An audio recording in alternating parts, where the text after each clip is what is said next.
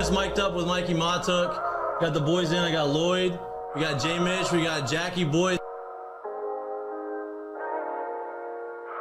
He tried to jump up and he might have knocked it in. Good timing. Let's go. What a start to the Monday. I mean, I'm from Lafayette. My boys would come in and say, oh, God. So me and Joe on the ground. I got Joe in the headlock. And he's sitting there. Helmet. He's punching me in the stomach, like steady punching me. Here, and as everyone's sitting around, who here thinks Ovchinko can practice today after having 5 full beers? And he goes, Chad Jones, right? Chad's been with the team 6 minutes. for 7 minutes, right? Chad's like, no, man, I don't think Ovchinko can practice today. And I was like, I look back, I'm like, Jesus Christ, I fucking saw you there. You were more fucked up than me. Be on the spirit plane had some issues. I think she was sleep farting. You heard her or you just thought it was her? I sat right next to her. I smelled it. Whoa. What was that? Time to start the show. I don't want to eat. Why would I have that? Oh, God, you had the circus or something. I'm waiting. Like, I don't even know what I'd be doing. Now, when you do go to spring training, are you going to bring your chinchilla and your turtle? My dad tell you about it? The SEC is, God, they hate fat people. I mean, I get crushed for that. You know what I mean? And it's like, come on, man. Hey, just the South, bro. You got a bunch of food down here. Like they're all fatter than I am. Players, look at Lloyd. You know what, Lloyd? I mean, you're looking for a recruiting coordinator, coach. I'm here. Yeah. He was like, I'll piss my pants right now. No way. We're wearing gray pants, long gray pants. He goes, I'll piss my pants right now.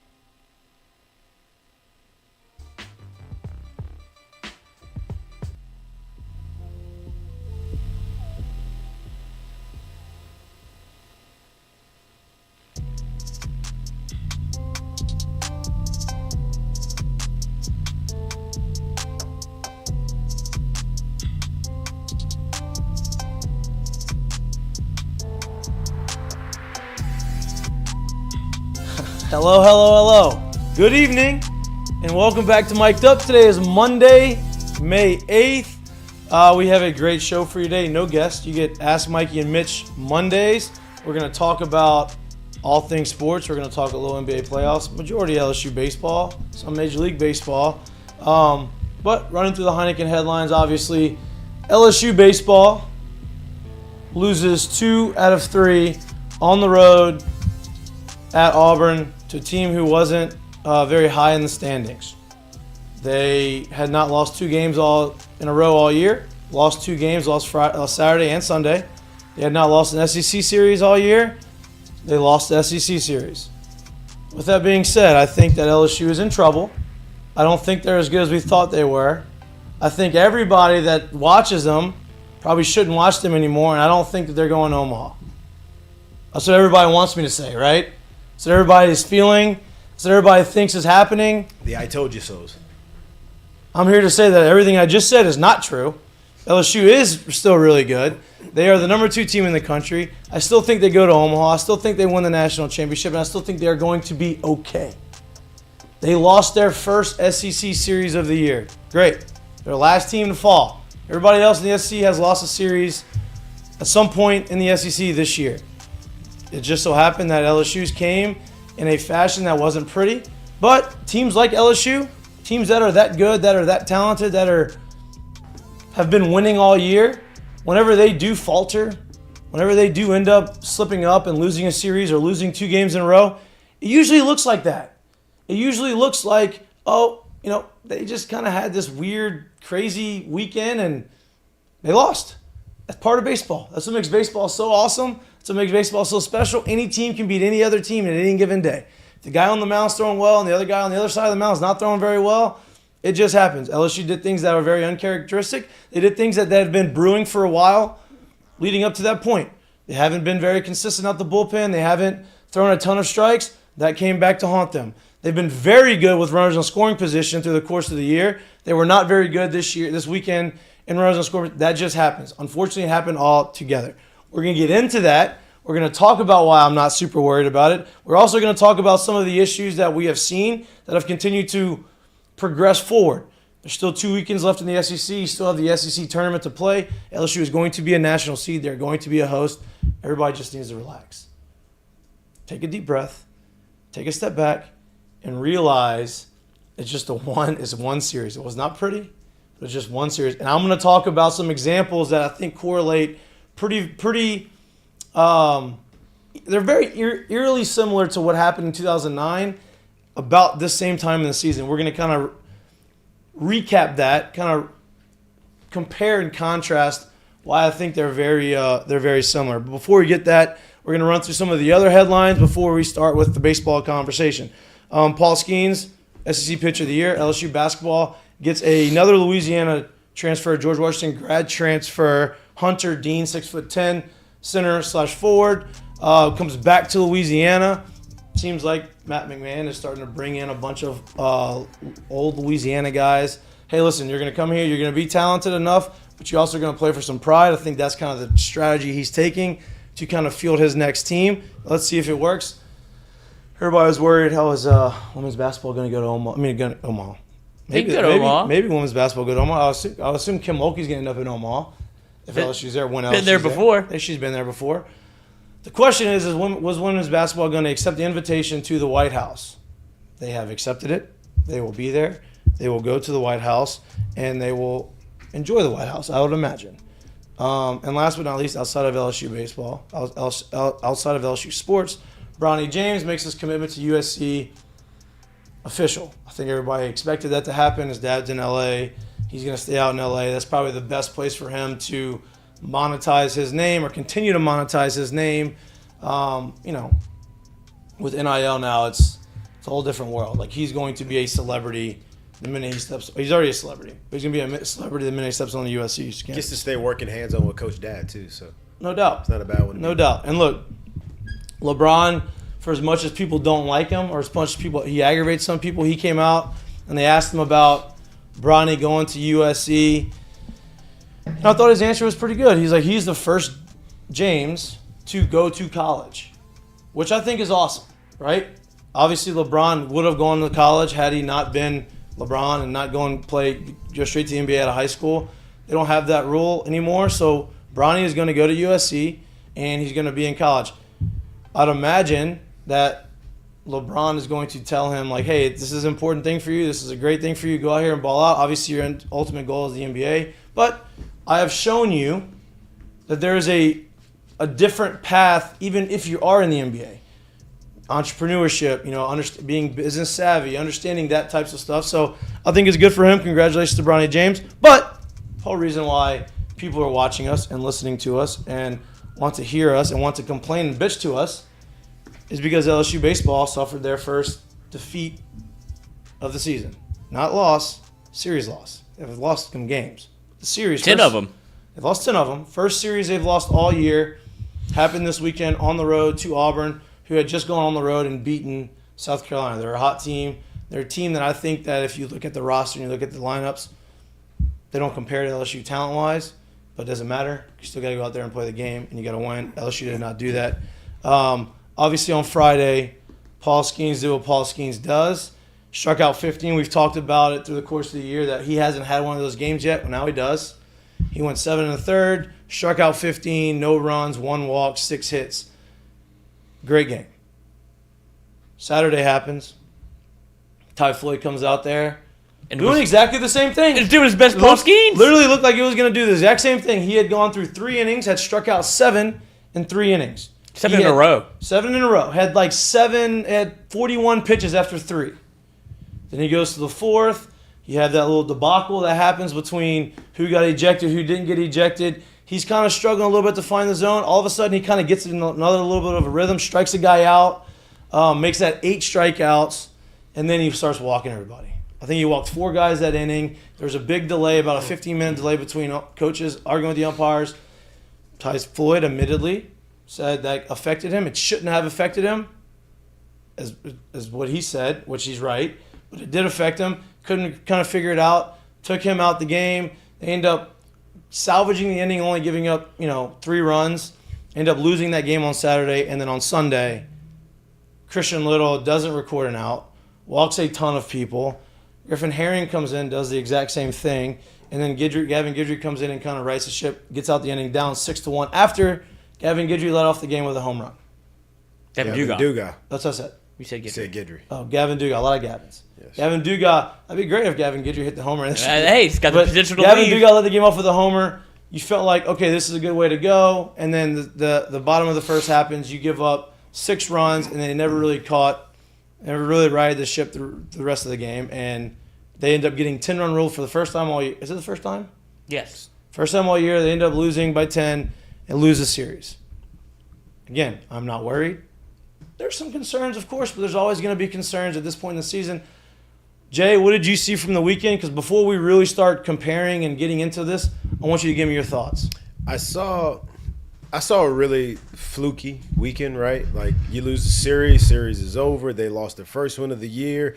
But if you look inside of it, I think everyone's literally 2 feet on a panic button now because they've been literally touching it, trying to talk about the bullpen and the pitching staff for the last few weeks. And somewhere lost in all of that sauce, like all of that pitching sauce and talk about pitching, is we forget that on Saturday they lost by 2 runs when they left 14 runners on. 3 times they left the bases full and didn't get a run out of that. So the reason why I'm saying that is because let's just say they come through in those situations. You're looking at a series win, and you still saying pretty much the same thing you've been saying. So I think everybody's 2 feet on, literally vertical jump on the panic button right now, talking about the pitching staff. But you're forgetting, even with the fall apart and everything that happened on Saturday, you're forgetting 14 runners. Something you really hadn't seen this offense do the entire season. Right. And I'm not surprised that it's happened at some point in the year because it's baseball and that kind of stuff happens. It is what it is. But it happened on Saturday. The fall apart comes on Sunday, and that's how the recipe is written up, or I guess, written up for a series loss. I think they will be able to right the ship and go forward. If you're sitting here saying, if I'm a betting man and I'm sitting here saying that I'm betting on the guys they run out there on Saturday, Sunday that can't record outs, I don't think they would be here at LSU, right? So I would not keep betting on that. I would think the sample size has been pretty large. There's only, 2 weeks left in the regular season, right? I think you're going to get a lot more of what you've been seeing than what you have seen. I think you're going to continue to see these young kids that are in the back end of the bullpen and that are being put into the rotation and stuff to, once again, keep progressing and keep coming, right? The whole song lately has been, they don't have bullpen. They don't have pitching. All they have is Paul Skeens. And to me, I think that's the craziest, goofiest saying ever. Because if I take Joe Burrow off the 2019 LSU Tigers, they're probably not as good. If I take Michael Jordan out of the middle of all the Bulls runs, they're probably not going to do what they did. And I'm probably not going to three-peat twice, right? So he's a part of the team. So we can't sit here and say without him because he's on it, right? I don't want to see what their bullpen and their pitching staff ERA is without him because he is here. That's just ridiculous to me. Like, that doesn't make any sense. You have to face him. So you can't say without him, you got to face him. So to me, you saw a fluky weekend. It finally happened. The 2 in a row happened. Now I do think here is going on forward, you're going to get a chance to see a team that finally got punched in the face, a team that finally fell down, and you're going to get a good look at who they actually are. Yep. And I want to say before we're getting into all this, but you said that, hey, I think it was a fluky weekend. You're going to see them. you're going to see some adjustments. Yeah. Jay's going to make some adjustments. I don't think there's going to be many adjustments happen in the lineup. I think the lineup is like what he wants. He's going to keep inserting and putting some guys in certain situations. I think you're going to see an adjustment in the pitching staff as far as maybe when somebody's starting, when they're not starting, maybe making a change. Maybe someone else is getting a Sunday start. Maybe Javen Coleman gets put into that Sunday role a little earlier than we thought he was going to get. Maybe he has another guy that says, you know what, Blake Money, you've been throwing pretty decent. We're going to give you the opportunity to start Sunday. I'm glad you're saying that, too, because the thought process is, I think you know like I know, like we just looked it up, and we saw that Christian Little threw 28 pitches on Sunday. 28 pitches in the first inning. I don't care how many runs or how many strikes you didn't throw. That, to me, is the sign of a coach saying, I'm tired of watching this shit. And so I think when coaches get there, it's when you start seeing a change. Yep. So I wouldn't be surprised because 28 pitches is a lot, but it's not the spot to say he needs to get out before he hurts himself or he needs to get out because we don't have a chance. I think it's literally, I'm not going to watch this anymore, so I have to make a move right now. And with that move being made, I do think that opens the door to someone else being the Sunday starter next week, and we'll see how that goes. And we'll see. And I'm not saying that Christian Little's done for the year. Right. I think it's, you're going to have to show me that you can do this in a different role. And look, it's Ask Mikey and Mitch, so I'm sure you'll have a ton of questions. Actually, I know you'll have a ton of questions. I've seen some of the questions. And we're going to get to all the questions when we get to that point in this show. But, right now I want to talk about what I've seen, right? We talked about changing the rotation. People are going to talk about Thatcher Hurd. Man, he's looked great the last two outings. His last three outings. He started that midweek game and then the last two times out of the bullpen. Maybe he moves back in the Sunday role. I don't think so right now. I think you keep him in that closer role for right now, and you allow him to continue to stack good performance after good performance after good performance and allow him to just continue to gain that confidence. And if you really feel like you need to put him back in the rotation come postseason, that's when you do it, right? You allow him to continue to build on this, and you allow somebody else to try to take that role of weekend starter and say, you know what, we need you to go out there and you need to throw strikes. If Christian Little's only going to give you 4 innings or 3 1/3 innings consistently, Javen Coleman can do that. You have other guys that can get you 4 innings. That's what you have to do. Again, the wild card on this whole thing is Ty Floyd, right? Ty Floyd showed you how good he was on Saturday and where it can go south same time within a snap of the fingers, right? And now I think he's as it is right now, I think he's our second best starter. I think he is going to be in that rotation, somewhere in the rotation. That's not a question. Jay has a lot of confidence in him. I have a lot of confidence in him. I would like to see him be able to be a little bit more consistent, and when things start to go south, fix it not instantly, but pretty quickly on the mound, like in the moment, not wait till you have to get out to fix it the next game. I can tell you what, too. When I watch Ty Floyd pitch, too, like this is – and you can tell me if I'm wrong or if you see the same things or not. And this has not been I'm saying it because I just saw this game. I think it's something I've kind of seen the whole year, and I think it kind of got highlighted as things went south a little bit this past game. But when I watch him pitch, his demeanor on the mound to me feels like I'm watching someone throw a side or throw a bullpen. So, and I'm not saying I need you to be animated, but it almost seems like it's like a just – throw ball, get ball back, do it again. Throw ball, get ball back, do it again. And it's almost like if it feels like if you could get him to feel a little more invested into not even pitch to pitch, just into the intent of what he's doing, I feel like it'd be a lot easier to not maybe lose it so easily. And then all of a sudden that just derails a very good start or even a decent start. You know what I mean? Right. And look, traditionally, historically, LSU has been in some very big seasons. They've won 6 national championships. We have won 6 national championships. We have been to Omaha a bunch of times. We have done everything that you can do in the baseball world, right? And they're going to continue to do that. I want to compare something, and because people are saying this is the end of the world. This is, they're not as good as they are. They're not as good as they were at the beginning of the season. I will say this, they're not. You know why they're not? Because you've lost 4 upper 90 frontline arms. Yeah, frontline arms. So of course, compared to the roster at the beginning of the season, what you thought you were going to have compared to now, you're not as good but you're still number 1 team in the country good. You're still national championship good. So don't take, we don't have those guys, so we're not as good. We're not going to win it. That's not true. Nobody's as talented as LSU, top to bottom. in the country.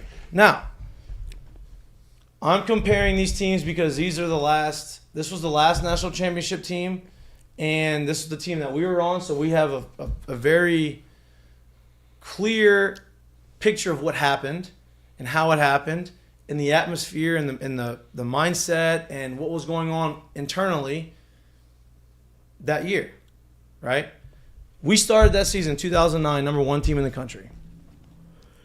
We fluctuated. We weren't like LSU this year where we were number 1 the entire year, but we fluctuated between 1 and 5, I think, and then we were always in that top 5. We had not lost an SEC series all year in 2009. We hadn't lost 2 games in a row all year in 2009.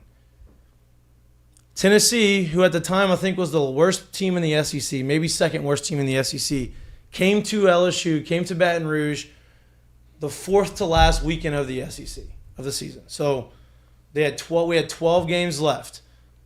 Tennessee comes to LSU. We beat them, I'm looking at the numbers, on Friday. Can you, before you even finish that, can you just speak about the game before too? Because that was I'm pretty sure that was our first 2 losses we had back to back all year. We lost the midweek game before it too. We did. So we had – no, we did not. Before that series. Oh, yeah, we did. Before the series. Yeah, we did. So that's what I'm saying. We lost to Nicholls State on Wednesday that year 3-1. Okay? Came out Friday night against Tennessee at home, beat them 18-3. Boat race, football score. Wasn't even close. Like, it was – this team is comically bad. 2-possession ball game. Yeah. Like, kneeling the ball at the end of the game, bad. Like, Burger. on the 25-yard line, like, we just don't want to get in the game. It's over. The next day, I'm lost. The next day, Tennessee beats us at home 7-5. Go on Sunday. Now you've gotten through both our aces. You've gotten through Coleman on Friday, who we dominated, and you got through Renato on Saturday. Now you go Sunday. And Austin Ross was very capable pitcher. He's a 3rd rounder. He was good. He was our 3rd starter that year. Tennessee beats us in Game 3, back-to-back games, April 19th, 2009, 9-4 on Sunday. They took the series. Now, it was equally as disgusting, if you're watching as a fan, as this game was, just in a different way. LSU couldn't get out of the first inning because they walked so many guys. Pitching wasn't good. We lost this game because you know how many errors? Guess how many errors we made that game? 4. 6 errors. Ooh, I wanted to say 6. We made 6 errors as a team that game, lost the game. Lost the series, lost 2 in a row. That's when all the moves shaped out defensively. Offensively, that's when LeMahieu goes from short to second. That's when Austin goes from the bench to short. That's when Jay Mitch goes from left to right. That's where I go from right to center. Ryan Schimpf goes from second to left. Leon goes from center to the bench. From center to the bench, yep. And you say, okay, Sean, you're going to play first base or DH. Mm-hmm. First base mostly. Mostly first base. Blake was DH. Yeah, and then you're going to catch sometimes. Mm-hmm. And when you're catching Ryan Schimpf, you're going to come to first base. Yep. And then we're going to put somebody else out in the outfield. Yep. Right? From that moment, after those adjustments happened, now the adjustments that are about to happen, I would imagine that Jay's thinking about, aren't going to be on the defensive side of the ball, aren't going to be in the lineup. But it's the same concept. After that happened, what do you think our record was? Well, you know what our record was, I told you. From that point, from losing that game, we went 27-4 until we lost that second game of Omaha. So we went 28-5. 2 games in the regular season and 2 games in the postseason. Because first game of the SEC tournament, second game in Omaha. Yep. Or second game of the championship series in Omaha. We had 3 more series left after that. We went 9-2. No, we went 3 more. 7-2 in the SEC play. Yeah. Right? And then we lost that first game in the tournament. But 27-4 up until we lost that Texas game. So and 3 until we lost the Texas game. 4 was the the Texas. Yeah, 4 was a Texas game, right? And So 30 games, 27 wins. Yes. And then we and then we lost that lost one. the game, and then we won the next one, right? So my whole point in saying this is this has happened before. Just because they lose this game and they lose it in an lose the series and they lose it in an ugly fashion does not mean the team isn't good or the team isn't what you thought they were. There are some issues for sure, like no doubt about it. The bullpen has got to throw more strikes. They've got to pitch better. You can't just rely on Paul Skeens. You have other guys to pick up. They need to pick themselves up and they need to pick up the team, right? The offense can't leave that many guys on base. The offense got to drive guys in. If you're not going to be able to pitch in a certain game, they're going to have to pick them up, and they've done that all year. And I'll go back to it again because people are like, oh, that's just kind of a coincidence. That's not really a thing. But if you go back to that same series, through that Tennessee series, I don't even know if you know this, Lloyd, through that Tennessee series, at that point in the year, we hadn't turned a single 6-4-3 double play the entire year. 9 games left in the SEC schedule. Not one 6-4-3 double play all year. Which seems impossible. So, exactly. So, my point is you're like, oh, they've been bad. They don't pitch well. Oh, well, they've been not great on defense. They don't turn double plays. Boom, there you go. How many did y'all have after Nola goes in? That I don't know. But they happened. More than one. So, like this, it's easy to jump on the just wear them out train. I get it, man. The people that have been on this have literally been jumping on this and saying this for weeks and weeks and weeks. And then I guess, the straw that broke the camel's back. Now you're like, hey, I told you so. I was right. I don't think you're that right as you think you are. I made a mistake on my numbers that I gave, my facts. I'll fact check myself.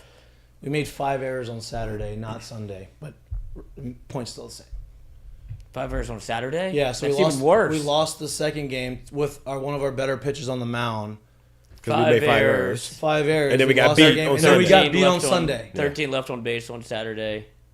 5 errors, 5 walks, and you still lost by 2. Right. And so my point to this whole thing. Both teams. 7-5. Yep. 8-6. Yep. 8-6. You left 14 runners on base. 7-5 in 2009. You made 5 errors. And you lost by 2. That game. I probably made one if that was the case. It was a line drive right at me. If we made 5, I was probably somewhere there. Mm-hmm. Oh, yeah, but got lost. I mean. No, I didn't get lost anywhere. I just missed it. I mean, there's no. I'm not. I mean, no, I would never make it. I'd missed that one. But the ones right after you are the hardest. That's but yeah, so after that, so the next weekend series we played was Auburn at home. We swept them, right? And then we ended up winning the next 2 series and swept them. Chad swept them. We ended up getting to where we needed to be. So the whole point in giving you that example and the whole point of bringing that up is, yeah, of course there's issues with this team. It's the end of the season. There's always going to be issues. The team's not going to be playing their best baseball from game 1 to game 56 in the regular season and through the playoffs. That's not the way it works. I want to see this. Like, I want to see them go through some bumps and bruises right now and allow them to figure it out and show how are you going to figure it out when you still have time to figure it out. If this happens in the super regional, you don't have time to figure it out. So now you've seen it. You've gotten a taste of what it looks like to lose a series when you're supposed to win it. How are you going to respond to it? And I would imagine that they're going to respond to this in the way that I expect them to, and that's going to be going out there and they're going to take care of business against Mississippi State, who's struggling. They're going to go take care of business against Northwestern State, and they're going to go take care of business against Georgia, who's playing very good baseball. Mm-hmm. They are playing very good baseball. You have to go to Athens. That's going to be a tough series. It's not going to be a gimme. That's a Thursday, Friday, Saturday series. You're looking forward to the SEC tournament. Like, that is going to be a big series. Arkansas overtook LSU in the West standings. Like, this is important stretch for LSU. But it's not something you should be concerned. I don't want to say concerned. It's not something you should panic about. This is part of it. Listen, this has been brewing for a little bit. LSU has put themselves in some holes. They haven't played perfect. They've gotten themselves out of it because of playing team baseball. Pitching's not very well. Offense is going to pick it up, and that's been the majority of the things. This time it didn't happen. That's a lot of pressure to ask for the offense to continue to do that. Yeah, I hate to sound like the optimist, but like it's like one of those things that it just so happened to basically happen at the perfect time for them, right? It's almost seemed like they've been on cruise control the last couple weeks, maybe even like the last month, right? Where you haven't been as sharp on the mound. The offense that has been nails all year has been able to bail you out even more. And now it's like, hey, now this is real. Let's lock it really lock it back in. And like you said, you're going to have to end the season against a team that's been playing really good baseball. You have to you're going to have another team that always comes here and pretty much plays you well. Mississippi State that plays you well. That was supposed to be a good team this year.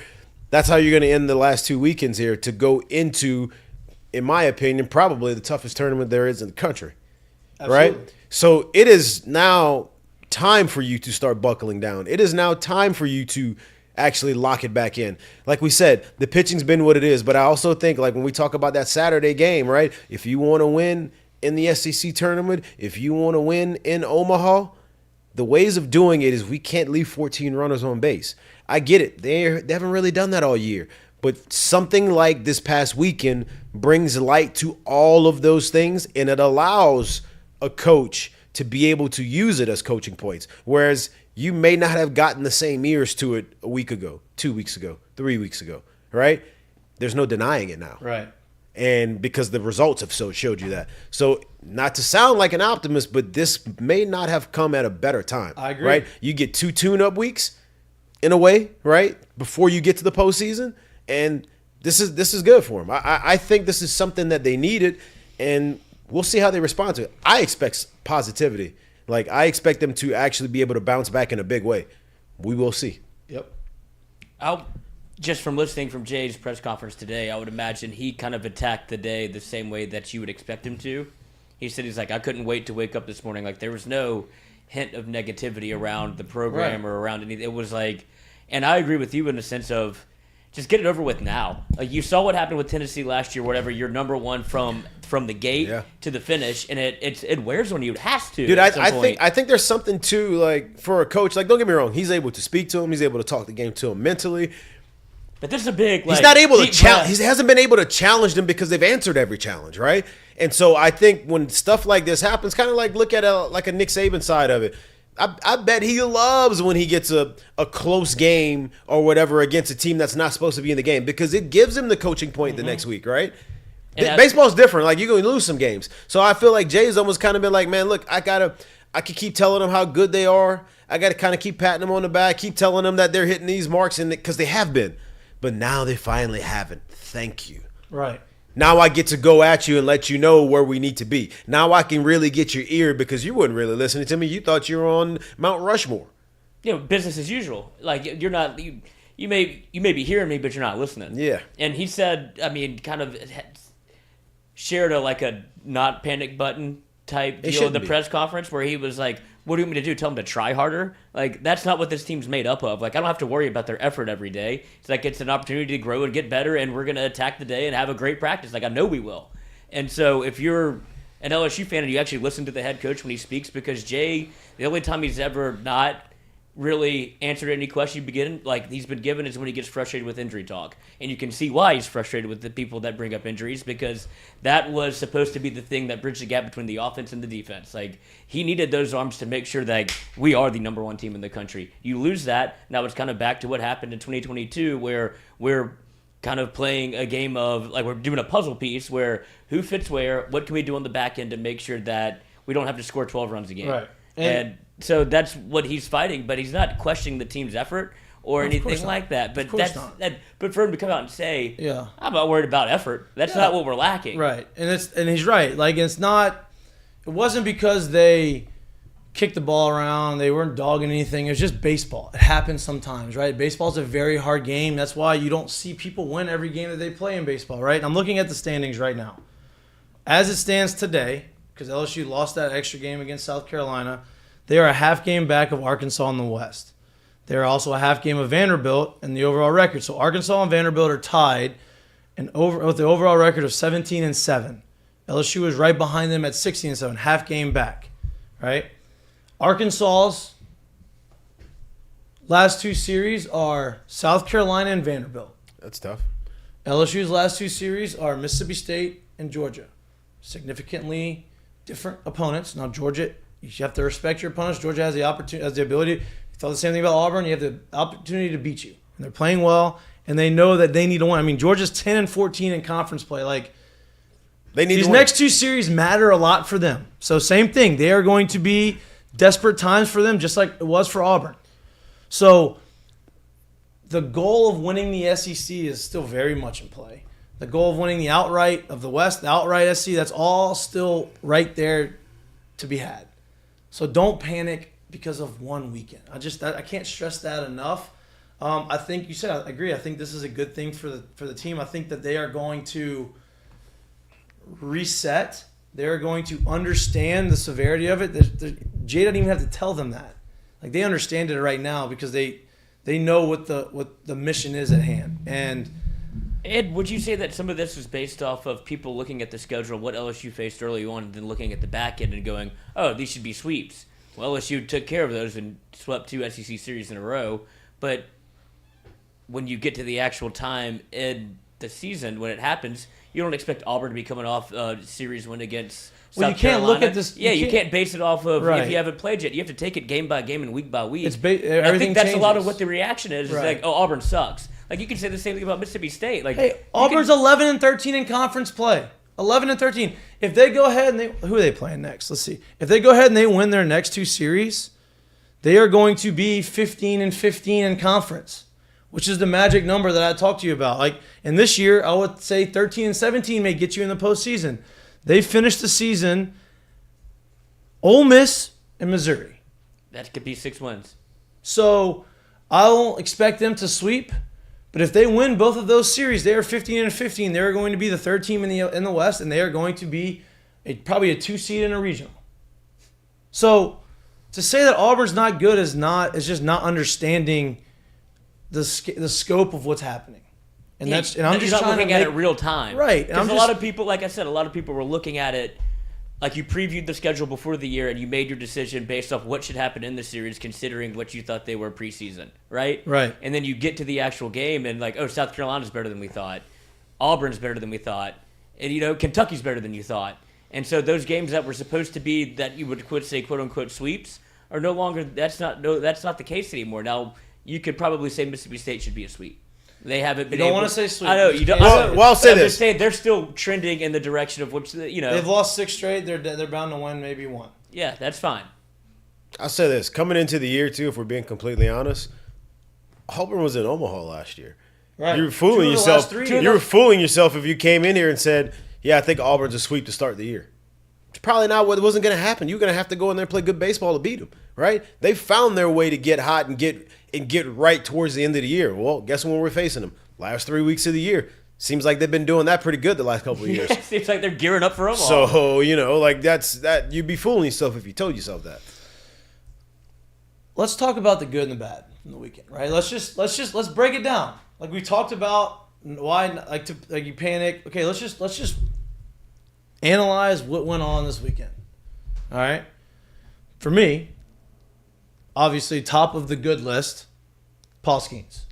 Duh, right? 7 1/3, 15 strikeouts, number 1 pick shit. You know what I mean? Like, he did what you wanted. We hadn't seen him strike out 15. We talked about on the show. He ended up doing it. Like, awesome. Then you got the guys that come in after him in the bullpen. Ackenhausen, great. Thatcher Hurd, unbelievable. Thatcher looked like the Thatcher you thought you were getting. he looked like a major league closer right there. With his nasty slider, his nasty cutter, his nasty curveball. He was locating. He was throwing with good velocity. Came out there, attacked the guys. Like, that is great. Gavin Dugas, home run. First one in a little while. Like, that's great to see. Right? If we're talking about precedents, there's never been a team go wire to wire and win the whole thing. There hasn't been a number 1 overall seed since 1999 win the national championship. So if you're worried about those storylines, maybe that's gone. I'm not saying that LSU's not going to be the number 1 overall seed. They still very well could do that. But if you're complaining because they're winning too much and you're scared because they're winning too much and you don't need to see them struggle, okay, now they've struggled, right? Can't have it both ways. You can't say, well, maybe we should have some adversity so that they can see what happens, but then get upset when it happens, right? People have been asking about that through the course of the year. It's happening right now, right? And then we talked about the other comparison between our route in 2009, getting there, and the stuff that we had to go through towards the back end of the season, the back half of the SEC, and how we overcame that and how I think they can overcome that. Now, the bad. The offense this weekend with runners in scoring position was not great, but that's, it's been great all year, and it's not something that I foresee happening over and over and over and over again. Pitching staff, too many walks. That has been the case recently over the last few weeks. And the base running blunders, they don't have a ton of them, but when they have them, it seems like it happens at the worst time possible. And that's usually what happens with base runners. Jared Jones got backpicked with Gavin Dugas at the plate with a 2-1 count. That can't happen. To end the inning. To end the inning. Yeah. That just can't happen. That's bad. It's just Big a bad mistake. Big punch the bad guy. Yeah, that's just a bad mistake. Twice though. he's done it. And it's a bad mistake on him, and you got to get it too, man. He's a young kid, right? But it's also bad on him because if I'm thinking about it at the end of the day, where is he actually going? Right. He's not stealing. He can't steal second. He doesn't steal, and you're not going to be the back end of the back double steal either. Exactly. So those, play the position. Those are little things, and I swear, stuff like this happening now almost it feels good in a sense of it brings awareness to it because you got to feel like with 2 outs in an SEC championship game, maybe this doesn't happen. Because it happened to him 3 weeks before the season ended. Right. And that's in the back of his mind, right? Whereas maybe if this doesn't happen now, this is something that he sleeps on later. So, I feel like as bad as it was for that moment, it could be very, very good for him in the overall picture. And for the rest of the team. And look, this may propel somebody to be a starter this weekend to say, hey, listen, we need to fix something, change something. Have a new look, and maybe that guy goes out there and absolutely dominates because he got an opportunity that he hadn't got. Maybe it's Blake Money. I'm not saying it's going to be, but somebody is going to get an opportunity to pitch on Sunday. I think so. Outside of Christian Little, I would imagine. I think so. I'm not trashing Christian. And it's not to trash him. Like I said, my only reason for saying it is I'm literally breaking it down to numbers in the sense of if I see a starter throw 28 pitches and you tell me he got yanked, I would be. If you tell me he started through 28 pitches in the first inning and you ask me if he got out of it or not, I'd tell you probably so. If you told me he got yanked in that, I'd be like, well, what was the line? And then if you told me the line, I'd be like, okay. But once again, 28 pitches sounds like to me, I'm tired of watching this because that 30 mark is like all right, he's getting to where it's a little too much. We don't want to get him hurt. He didn't reach that mark because they pulled him already, right? That lets me know that it's like, hey, the door may be open Sunday. And you may get an opportunity with somebody to come in and pitch on Sunday and they throw really well and it kind of gives them, okay, now we have this guy that whether he stays the starter or he's got a lot of confidence now, we feel like we can rely on that guy, right? So you have maybe you take that and say, okay, this gives someone else an opportunity, and I think that could be a huge thing. The other base running thing, it didn't come back to hurt LSU because they ended up scoring anyway, was on Friday night when runs were coming at a premium and Paul Skeens was throwing his best game of the year. Jordan Thompson hits a ball off the left field wall. Yes. Pretty high off the left field wall. Yep. Right? Tommy White's at second base, and he's trying to make sure the left fielder's not going to catch it so he doesn't get off. Well, in that situation, you have to understand that there's a big wall there, and you have to short wall. You have to make that read to know, like, hey, this ball is off the wall. And it's going to read the outfielder. Yeah, because I remember looking back at the replay over the outfielder didn't really even deke him on it either. It was just literally just a bad read. I turned my head on that play, and when it happened, in the back of my mind, I just thought for sure he was at first base. I was like, man, I really thought he could have scored even with a great read from first, but like, why didn't he score? And then they run the replay, and I'm like, oh my God, he was at second base. Right. Those type of situations, like you said, in high leverage situations down later in the year, they could come back and haunt you. They really could. But here's my thing: with a short wall and being the runner that he is, the likelihood of you tagging up right there and getting to third base, going from left to third, is probably not that good, right? Even if that guy catches on the wall, so you get off and you get off and you get off, and you make that decision. If he's going to catch it, you get to the point where you can get back. Yeah. Then you make the decision, is he going to catch it? And I don't think that there was a chance that he could have caught that, obviously. Did he end up scoring in that? He ended up scoring anyway.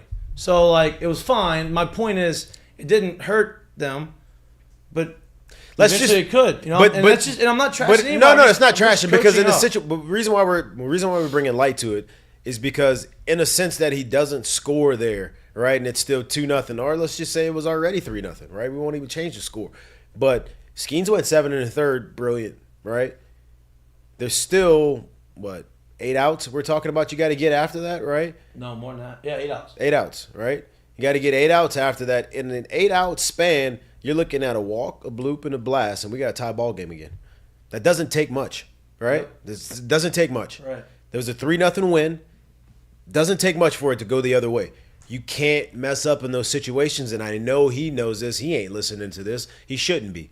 But we're going to bring light to it because it is what it is. And I think if he was sitting here, he'd tell you the exact same thing. Look, this isn't about saying someone's good or not good or did something good. It's about coaching it up. It's about talking the game, right? To people that are listening to us or watching us and they want to understand and they want to we're just teaching it. Like everybody's made base running mistakes. Like that happens, right? I'm just saying that one should not have happened. And at some point in the postseason, that may happen where you need them to score that run and you want them to be prepared for that in that situation, right? Yeah, so different scenario though, I'd imagine, just because unique field, I would say, so it's hard to get a read off the big wall. Yeah, but they got there. But that's the reason why they get there on Thursday. Yeah. They take BP there. They take BP on Friday. It's not that different. It's not even about the read of the ball, really, at that point. It's about understanding the situation and understanding where you're at. You're at second base. Are you going to tag up if the guy catches the ball in the warning track? Are you going to tag up? Because that ball is hit high enough to where he's going to be camped. Are you going to tag from second to third there? Probably not. Yeah, you tickle will go. You know what I mean? So now you get off and you get off and you get off. And if he does catch it, okay, let's get back to where I can go. And if he doesn't, you get off far enough to where if he doesn't, you can score. Well, it's like what I was saying. You don't have to be obnoxious about it. Like, even if you had the world's best read ever, it really doesn't do you any good for that ball to be touching the wall and you to be touching home plate. But what you can do is understand, like, okay, ball's hit decently well. I know in the back of my mind, tall wall, shorter fence. All right, let me look at the outfielder. He's not literally catching up. He's literally trying to find it off the wall, too. Well, keep getting. That way, as soon as it hits the wall, touch third and you score. And you're walking. You're standing up. It's not even a play, right? But to be back at second, if he catches that, which he wasn't because he was literally not deking him and like looking like he was going to catch it. But if he catches it, you're not going to third anyway. Why? Because it's not a deep wall. It's not a deep left field. So you're not going to tag and go to third anyway. So there was no need for you to be that close to second base in that situation. And look, it's learning. And that's just baseball. It's just baseball. Yeah, it's just baseball. It's just baseball, right? And so I'm not, like I said, I am not worried one bit. You know, yeah, I am concerned about some things, but it doesn't mean I'm worried about the team. I think they're going to be fine. They're probably going to have to grind a little bit more than they had wanted to when the season started, and this part of it because just based off of injuries. But everyone has to do this at this point in the season. Everybody's bumped and bruised, and guys got hurt, and that's just the way sports go. And if you're not at this point in the year, you are supremely blessed as a squad, right? Right. So, look, I hope Wake Forest is number 1 overall seed. Like, that doesn't matter. If you're the top 8 seeded, that's the only thing that matters. If you're hosting a super regional at home, only thing that matters. We were the end of the season as the number 1 team in the country in 2009. We're the third 3 national seed. Like, started the year 1, 3 national seed, ended the year 1. In our minds, when the season was over, is hey, we started this thing as 1 and we ended as 1. What else could you want? Right. We knew we were going to lose some games along the way. What else could you want? And look, Dylan Cruz is going through his little thing. He's not even. I mean, I'm not ever saying he's playing bad because he's not. You know what I mean? But like, what was it? Just 1 hit on the weekend? He didn't come through with some. Mm-hmm. I like that. That's where I want him to be right now because I want him to be not Superman, blazing hot when it comes to postseason play, and I'd imagine that's going to happen because the games are going to matter more. It's going to be harder to pitch around him. You have the guy who's going to have 100 RBIs behind him protecting him. Like, you aren't going to be able just to get him around and say, okay, we're going to go. We're going to take a chance of just losing this game. Or no. They're going to have to pitch to him more, and you're going to have higher leverage situations. And I believe he's going to come through more times than not in those situations. Jay said he came through up until, I guess it was midweek game. He was 100% when there was a runner on third base with less than 2 outs getting him in. That's unbelievable. He missed it for the first time midweek. It's unbelievable. Unbelievable. Who, Dylan? Yes. He was batting 100%. He was batting 1,000 with the bases loaded before this weekend. It's unbelievable. Unbelievable. So, like, It's not going to happen like that. It's not just real. doesn't happen every time. If you told me he was hitting 600, I'd be like, that's unbelievable. That's 400 points short of what he was actually doing. Listen, just that's unbelievable. Let's take this for an example. Runner on third base, less than 2 outs. The rule of thumb is just get him in any way you can. Whether it's a ground out, sacrifice fly, a base hit, whatever it is, get this guy in any way possible. What happens if a guy's on third base, less than 2 outs, you hit a ball 110 miles an hour on a line right at the shortstop and he catches it? Hell, right at the left field and you take a step back. Yeah, right? You did your job. It's just unlucky. That's baseball. You do everything right and get unlucky. Up until this midway game, he had done it every single time he came through. That just doesn't happen. So this was bound to happen. It was going to happen. Law of averages said it was going to happen, and it happened. And it's okay. It's okay. Like, it's part of the game of baseball. And if you're frustrated, don't think anybody is more frustrated than probably Cruz is coming up in those moments and not getting hits. But I also don't think he wears those on his shoulders. He doesn't. I know. I've seen him play far too many times that he understands the law of averages. And do I think he's going to work harder this week? Yes. But do I think he thinks about it after Sunday or after today? No. What would you like to see? I'll ask you first. What would you like to see if there were any moves made? What would you like to see be made? Cling to right. I just think you had. I still think that's going to be a matchup thing. I do too, but the thing, I guess what I'm looking for is more consistency in that like middle part of the lineup. JT is what JT is at this point. Like, you know what you're going to get. Baird is going to get swing and misses. Joe Baird is going to get swing and misses. There needs to be somebody in that middle part of the lineup where you know that it's not going to end you get bases loaded, nobody out, and you get 2 straight whiffs. Like, that's what happened a lot against Auburn over the weekend, where you have nobody that puts the ball in play. Like, understand that you want the big inning, but at some point you have to fight. Are we going to put up a crooked number, or are we going to put up 2? And if it's wouldn't you say that if you want someone to have some battle at bats and not swing and miss, wouldn't you say Pearson's a guy that you could put? Yeah, you could put Pearson. But that's what I'm saying. Somebody like that can battle at the plate and not be 0 or 100. Yeah, like, that's what you're getting with Bear. That's what you're getting with Joe Bear. It feels like, and it's not to shit on either one of those two. It's just you can't have. It feels like when you have the bases loaded, like.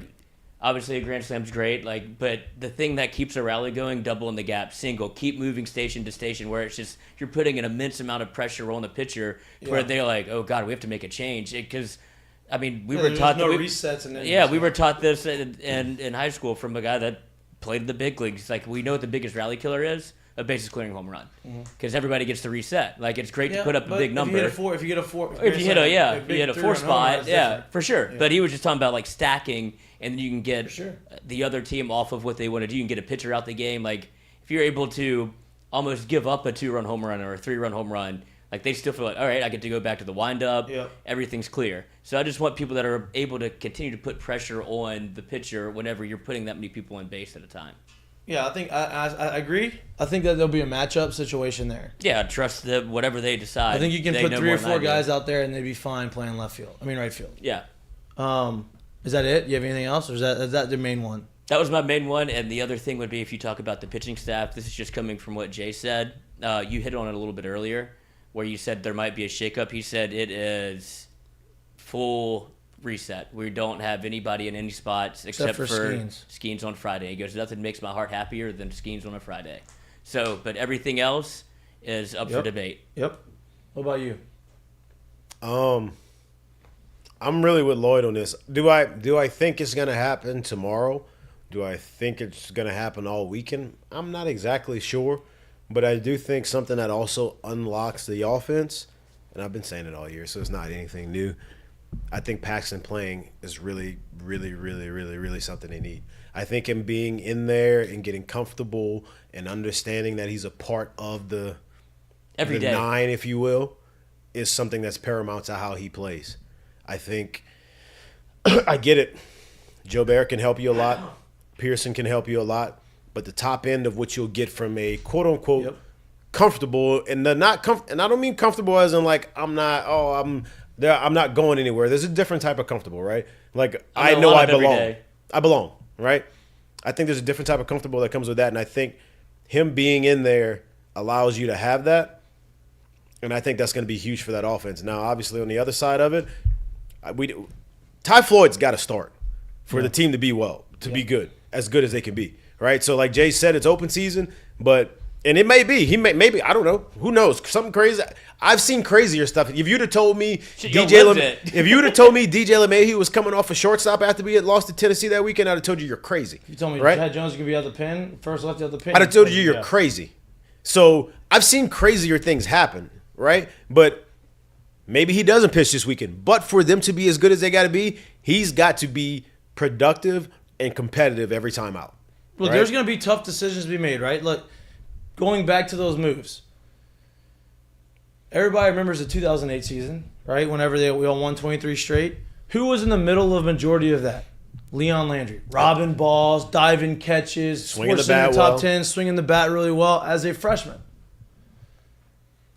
Did anybody think that after he started the season off with 9 homers that he was not going to be starting anymore for the last 30 games of the season? Right. No. But he wasn't. The next start he got was last weekend, last game against against Mississippi State. He had 3 homers. Yep. Back to the bench after. Right? There's hard decisions that have to be made for a head coach. And only that head coach knows those decisions and knows how they're going to pan out, how he thinks they're going to pan out, because he knows the character and he knows the personality of his team. And so I would imagine you're going to see that. I'm with you. I would like to see a shakeup in the rotation. I would like to see a shakeup in, hey, listen, I don't care if you have the most stuff on the team. Show me the guy who's going to go out there and throw strikes and compete, and you're going to start. And then you fill in the gaps after him. That's what I would like to see. I believe that's probably what they're going to try to do. Who is that? I don't know. Is it Bryce Collins? Is that a guy you start and you say you're going to throw strikes? Is it Javen Coleman? Is it Blake Money? Is it you have guys that have shown that they can throw strikes, but who's going to do it?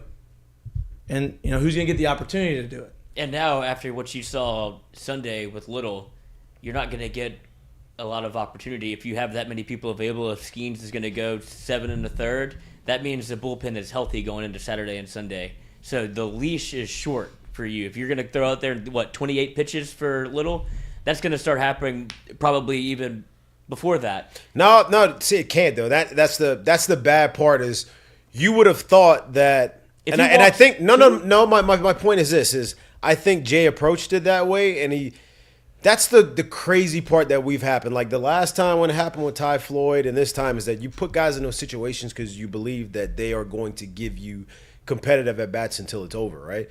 And for them to go out there and basically not be that in that sense, and next thing you know, there's 1 run that's scored and there's now bases loaded and you got nobody out, and now we've got somebody up thinking that you're going to get out of this, but I can't burn this guy in the pen by him getting hot, and then you get out of it. It's the first inning. Like, that becomes the conundrum that you're in right there. So the 28, saying like, oh, it might be earlier than 28 pitches. Yeah, it could help you, but that might tax the bullpen even more because now you're trying to stretch guys even more than they need to be stretched. So it becomes a very, very, very finicky thing. The bottom line of it is if I give you the ball to start, I need you to be competitive. I can't have you blowing your load and just being out of there in the first. Don't listen. It doesn't really matter who you are, Yep. I don't care if you go 2 innings, 3 innings. Don't go in that start thinking I need to go 6. I'm gonna get through the first. I'm gonna get through the second. I'm gonna get through the third. And whenever that time is that you're done or he thinks you're done, you come out. It's not about I gotta go and do these things because I gotta get to the third. It's just you're gonna have to pitch this thing inning by inning right now. Yeah. Batter by batter at this point.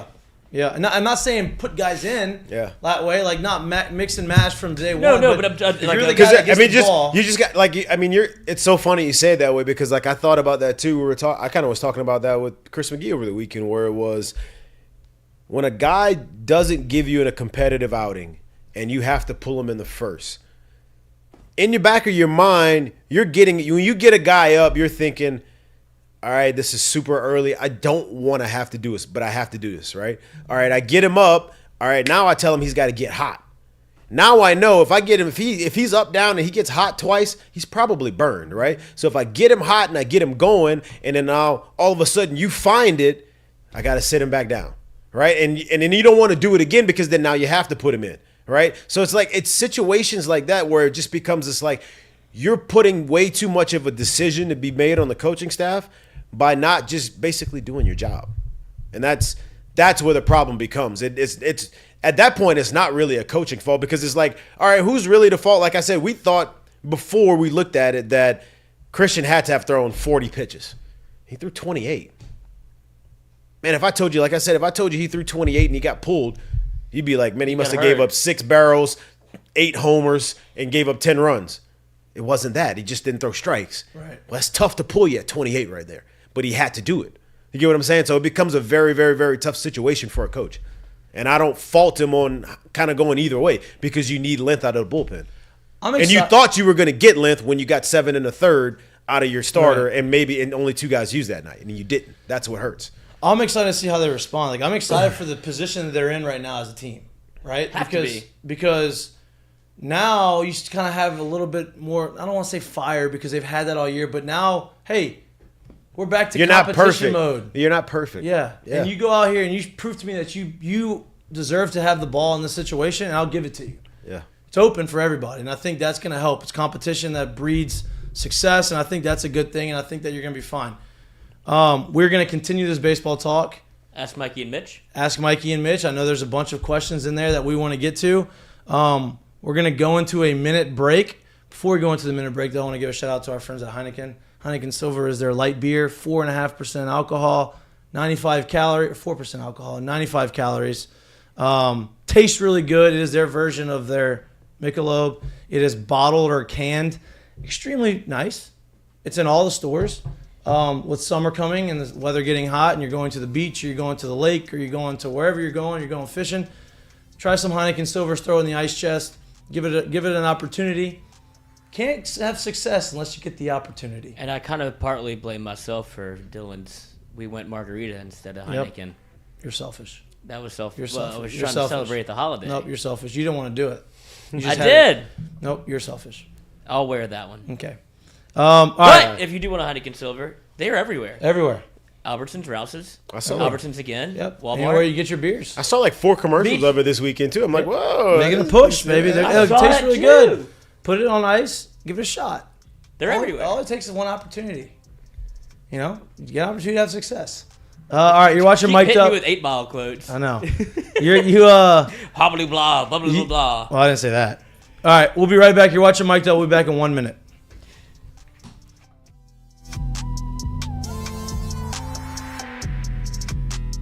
But before we go into our break, I want to give a shout out to, like I said, we talk about us getting new partners, new sponsorships all the time.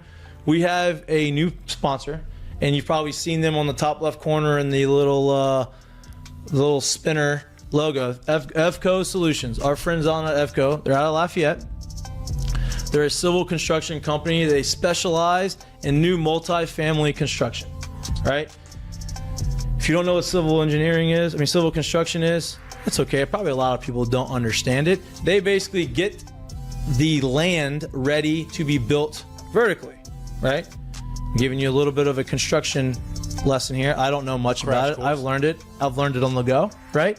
They specialize in site drainage, site utilities, earthworks, site cleaning, house pads, ponds, demo work, and hurricane cleanup. So they do anything that involves dirt, basically, or the earth. And a lot of that gets done before, it has to be done before you are building whatever development you are trying to build. So our friends at EFCO have been fans of the show. They are really, really good people. They are down there in Lafayette. If you know anybody from Lafayette, you do know me. Mitch is from New Iberia. I'll consider that Lafayette's 337 area code. There you go. 337 area code. They are unbelievable people. They do a very, very, very good job, and they are committed to growing and being the best at what they do. So I just want to give a shout out to our friends at EFCO. I know that they listen. Appreciate you guys. We are going to be great partnerships. Maybe are you gonna have a Heineken Silver for the game? Maybe. I kind of want one now. You gonna shotgun another one? You want another? I don't know if you should shotgun because we saw how that went last time. I don't know. I feel like you got to redeem yourself. You can have a drink. I don't think you should shotgun it. The way it went, I'll enjoy this one. I think you should chug it, but maybe not shotgun it. The way it went last time, it's yeah, I could do. I mean, I can sip do it. anything. I know. All right, fuck it. All right, go ahead. Go for it. There. Oh, that was much better. 1, 2. Open it up a little bit. You know what I mean?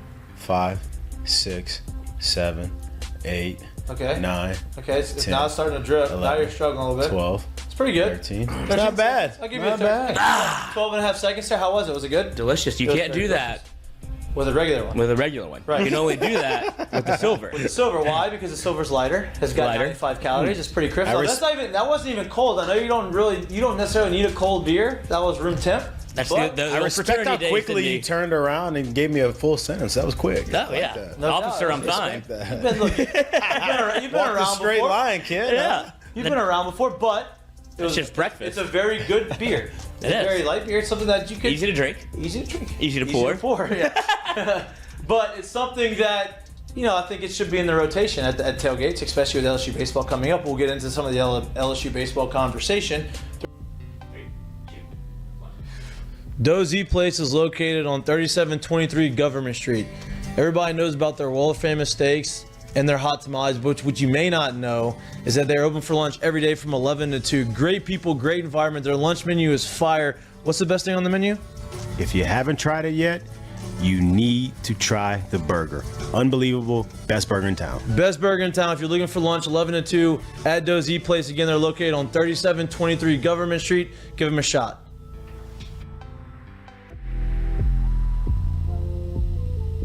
Actually, you know what? Let's go. Ask Mikie Mitch right now is brought to you by our friends at FCO Development. Okay. There we go. Let's give them a shot.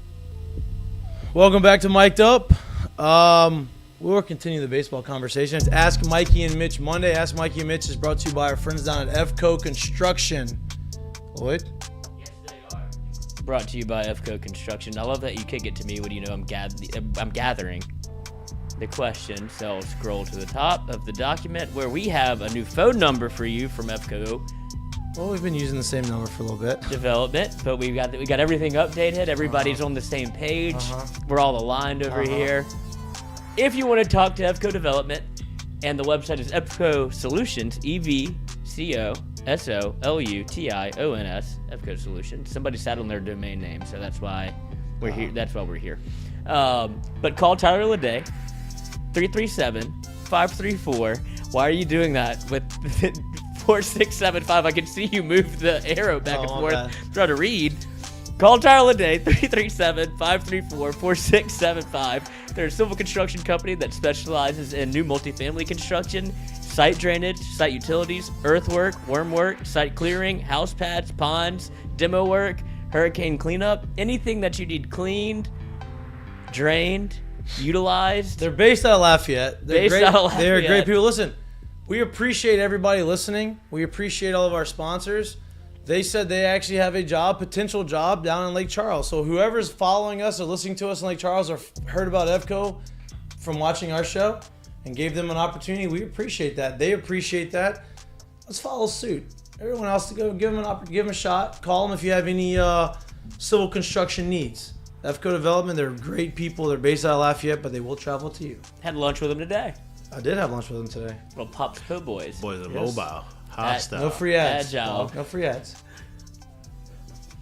No free ads. Oh, what is pain? French bread. There you go. What is Yeah, fatigue? stomach's not feeling Army great. clothes. There you go. Great food. Stomach's not feeling great. Fourth quarter. The old pull boy. All right. Ask Mikie Mitch brought to you by FCO Construction. We got a bunch. lot of questions. I figured we would. I'm gonna start from the bottom. Oh, great question. Now we're here. Great question off the rip. It's something that I've been wanting an answer to as well from George the Greek. I know. Merch is a big part of this business, I know Michael. it is. It is. There's only one person answering this one, so go ahead. Yeah, we gotta get more shirts made. I had a conversation with them, and I just have to follow up. That's on me. I've been real busy. It's no excuse. That's on me. I will have a conversation with them this week. We'll have more short shirts. Oh, shorts are coming out soon. Maybe shorts. Shirts, hats. We'll have more merch done. still And then want we will the- have an opportunity for everybody to buy them if they would like to buy them. What's coming up here on Government Street? It's not White Light Night. It's the other I one. have no idea. I don't know. I think we're opening up the spot. So, Okay. Could be an opportunity. Could be an if we can opportunity. Get them in Get some for quickly. then. This one's for you, Jared Mitchell. Something that you have seemed to contend with, but other people have seemed to agreed with.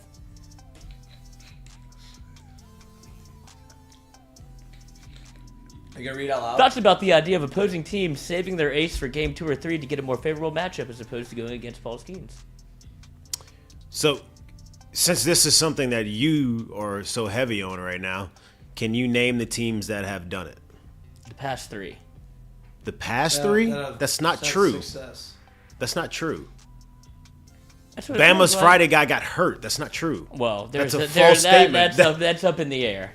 And this guy who pitched this past He didn't pitch the whole weekend, so obviously he was hurt. Yeah, This it's not true. This guy who pitched on Friday this week was touching 7-8. Yeah. It wasn't about his not being capable. They've kind of had a revolving door Friday. And they've had a revolving door in their This team. isn't my question. I know, I but know. you've posed it a lot too. So the reason why I'm asking is, go ahead, give me literally, because you've been the one documenting this more than I know. Maybe even as much as this guy or whoever this is. Zach the dog. Zach saying, I didn't see it in the bottom right. So I'm asking you, who are the teams that have done it so far? I would have to look. Auburn? Kentucky definitely did it. You think Auburn? You think Kentucky? Who else do you think? Alabama. He said. Alabama. That's not true though, because he didn't throw the whole Well, weekend. that's what he's saying. Yeah, but we can't Right. use that one because he didn't throw and he was hurt. So we're Well, not and going the to say coach that was him. The coach was gambling on the game, so we don't know if he was hurt or not. He threw. We do. the He next- didn't throw the whole He weekend. threw the next weekend. He threw 7 shutouts. He didn't throw all weekend. So if you were going to sit here and try to tell me that this coach threw a weekend and didn't throw his ace at all the whole weekend Had a parlay in. For that one game. for the one game, come on, man. He didn't throw. We're not adding Alabama in there. Go ahead. Kentucky's a stretch, but go ahead and say Kentucky and Auburn. Who else? South Carolina. He been shit the whole year. He had a 5 on the season. What do you mean? Well, I'm just saying that's the. I literally just saw something about that guy the other day. He came in as like a top 10 consensus college prospect this he year. got hurt. He's got a 5 something on the season. So he hasn't been good all year. So we're not going to sit here and say that they knew for sure that he was going to go out there and do it. So can't use them either. So you got two. My thoughts on this. So you got 2. So my point is, and so of the 2, one of them had been pretty good team at this time. The other one had a 6.5 ERA as a team, and they were 13th or 14th in ERA in the league. I don't think they had a Friday night guy when you got them kind of numbers. So for me, if that's what you're gonna go with, to me, the If you ain't got teams a that pitcher. have Friday night guys threw the Friday night guy against schemes. The teams that don't, they didn't. That's what I saw. the best example is Kentucky. Okay, regardless, That's it one. didn't work out for them. Uno. It almost didn't work out. Yeah. My whole point, my thoughts on the opposing team saving their ace is that makes it, you're asking them to win 2 in a row instead of 2 out of 3, which is very hard. LSU's only lost 2 games in a row one time. Now it hadn't been any. Now it's 1. It worked. If you think they did this weekend, I don't think that's the case. But if you think it and it worked, great. I just don't think through the course of the season, playing a team as talented as LSU, that you want to bank on trying to win 2 games in a row. And I'll go back and I'll say this. The only way I'll give this thing merit, if you will, is if LSU makes it to a super regional and it is a best of 2 out of 3 weekend And they do it then. where both teams have had a week to prepare and nobody is throwing for a week, and their starter or their Friday night guy doesn't come out and throw against Skeens the first night of a super regional, then we can have that conversation. And until then, I don't personally think it's been a thing. All right, another one coming up from Hunter Fournette. This is on Twitter, so I can't show it on the screen, unfortunately. Technology does not allow. What's up with Javon Coleman dipping down to 87 this weekend from Hunter Fournette on Twitter? And I feel like you'll have an answer for this. Okay, so I mean, he's coming off of arm surgery. He's coming off of a Not only that, I think this is a bigger radar gun discussion. It is. No, but I got confirmation that is not. It was they're on. It was accurate. They're Maybe he goes, on. it may have been a little down, but Oh, I mean, as far as Javon Coleman, he was 87-91 yeah. during his outing, Yeah. right? So my answer to this is he came off of Tommy John, right? So he's still building up. Well, he's ready to pitch, but he's still continuing to build up. Like, he's going through that time now that of the season where that usually happens You hit that early on. You hit that dead arm time. Yeah, you get a little bit of dead arm, and you got to fight through it. And once you fight through it, it comes back, right? So he's kind of going through that. That's why I think that he's not quite ready for that role yet. Right.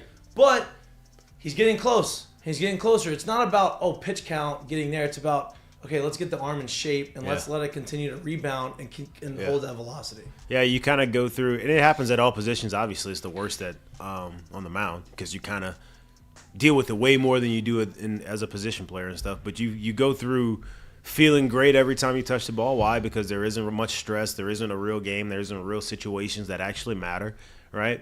Until you do it a couple times. Next thing you know, now it's the dead arm. It's not new. I'm out here. This is, whatever. And then you kind of got to get over that and pitch through that and pitch through the soreness and pitch through the I don't feel literally 100% right now.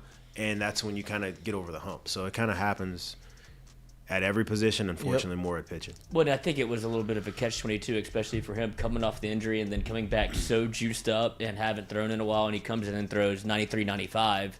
And all the reports coming out of practice like, oh, he's touching 96. So to see him drop down is not surprising. Yeah. Well, but that's my point, too. Like Exactly. you said, when I haven't thrown in 13 months, I'm juiced. I've thrown 4 times In over the the last. live action? Hey, I'm barking.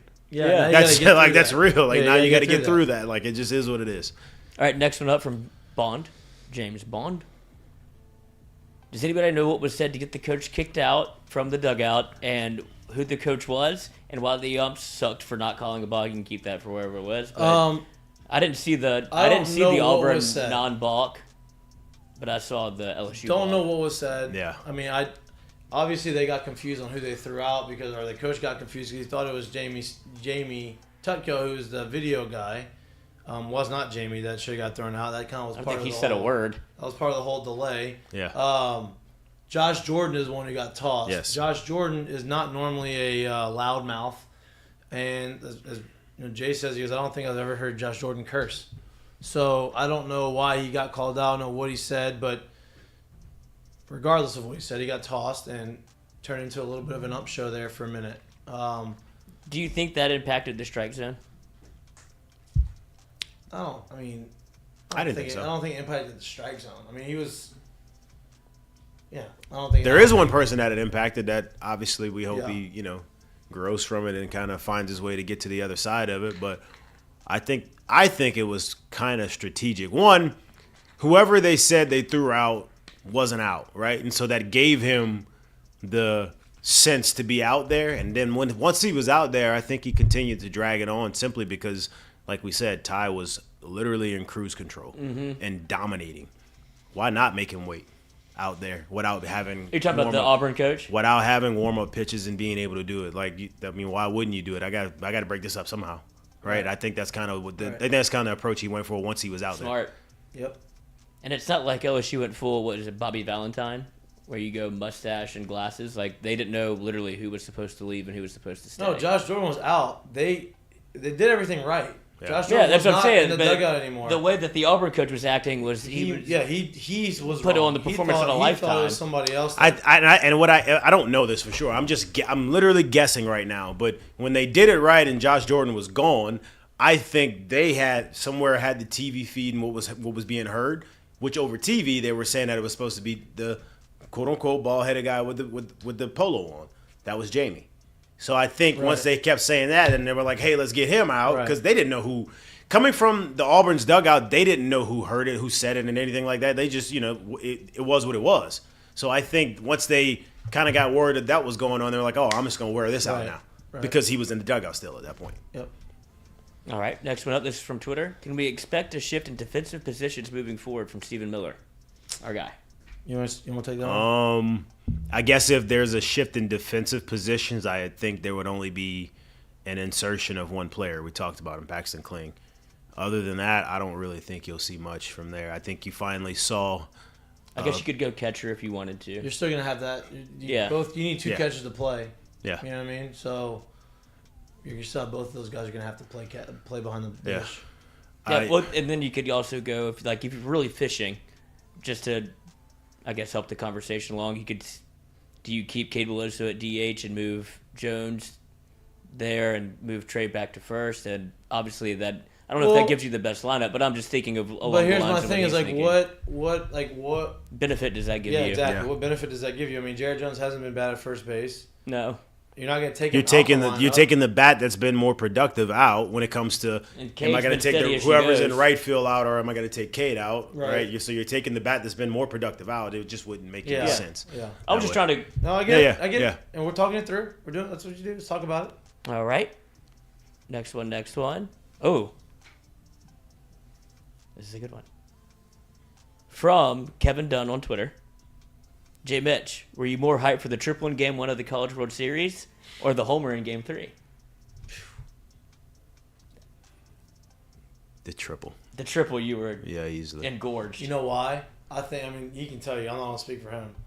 The Selly. The guy you hit it off of. Because they brought that fucking lefty in for me, so I was. That's why. That's exactly why. I figured that was it. And his goofy ass, for some reason, didn't decide to throw just slider all day. He thought it was a good idea to challenge me, and he was looking for a new ball after. Yeah, so yeah, that one was definitely more exciting. It felt literally personal. It's like literally like the guy for a lefty in those situations. It's like whether you're a lefty or a righty, but like say they intentionally walk the guy in front of you. You're like they're asking me they're challenging me right here.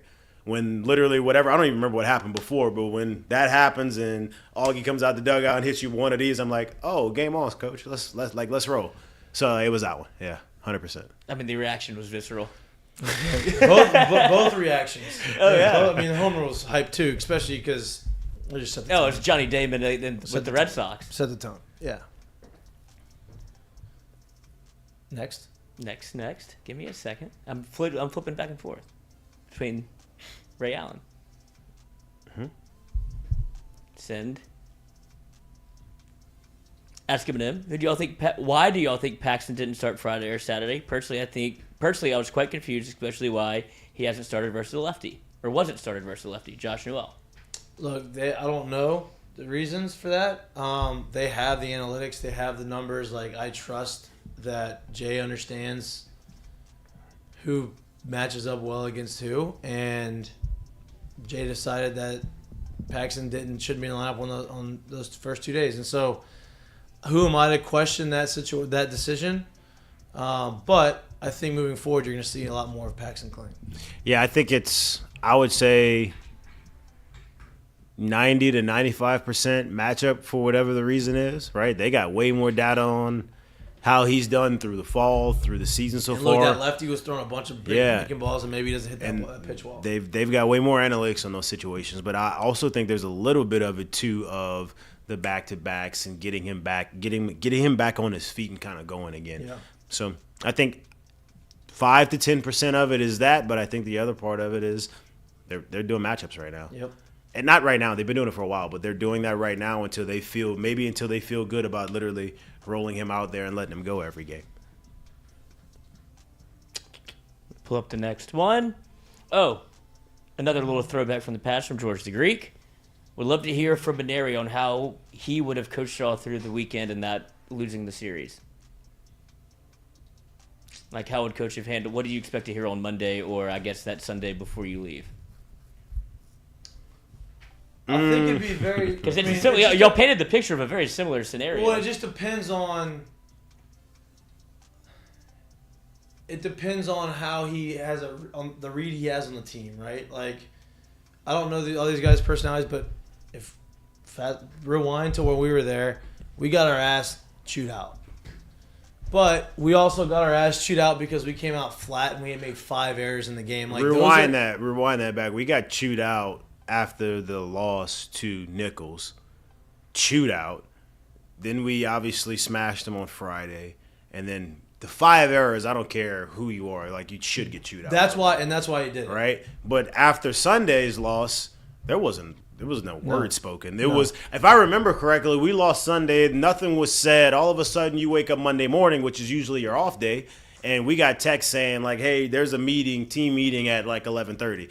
And we found out at the team meeting that certain guys had gotten called in to have individual conversations with them, and we were let know basically the moves that were going to be made at that point.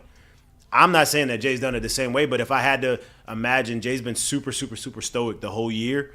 I would imagine he was probably pretty quiet on the way back. And maybe when they got back that night, maybe there was a meeting today. Who knows what was going on, but I would imagine there wasn't much said Sunday. Yeah, and I would imagine he challenged them. However he did that, however his way of doing personality is, that's how he challenged it, right? Because we got challenged by Maneri. We got chewed out because of Jay was happy with the effort. I agree with him. I think their effort was fine.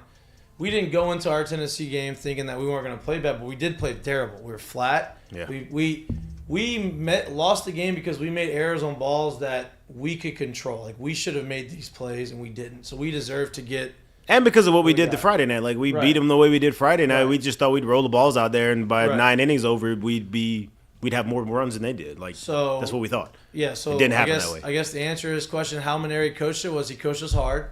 Then after the Sunday game, we lost the series. He realized, okay, I'm gonna make some moves. He made the moves on Monday, and he did it with a lot of confidence. He said, "This is what we're gonna do. I feel like this is the best situation for us.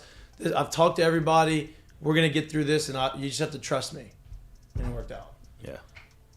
And it was a big shakeup, too. I That's what I remember. was about to say. It's a crazy. No. I remember guys. That's sleepless nights. I remember guys leaving that meeting It was that not easy morning, for him to do. and No. guys were like, "What What? on earth just happened? We lost one series, and this is what we're doing." All right, but we got to roll with it because we got a game on Tuesday. You know, like that's kind of what you left it as, but it was the best move for the And team. Nola shored up the defense and got the game-winning inning against Baylor in the regional. Like, Yep. you know what I mean? It just happens. Next one up, Alex G.